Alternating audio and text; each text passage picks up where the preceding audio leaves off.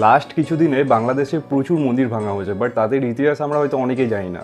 আমি খুব বেশি পেছনে যাব না, যাব হচ্ছে 1971 যখন বাংলাদেশ তৈরি হচ্ছিল।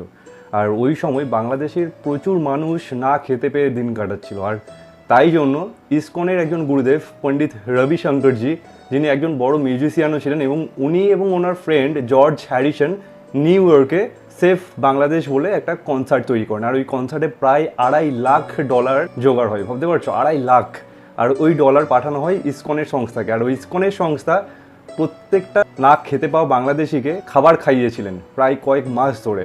এবং ওই যে সেফ বাংলাদেশ কনসার্ট, ওখানে প্রায় 2-3 মাস ধরে টাকা জোগাড় করা হয়েছিল, শেষ অবধি প্রায় $25 লাখ। ভাবতে পারছো, $25 লাখ, সেটাও ইসকনের সংস্থাকে পাঠানো হয় এবং কয়েক মাস ধরে ফ্রিতে ওই বাংলাদেশিদের খাবার খাওয়ানো হয়েছিল।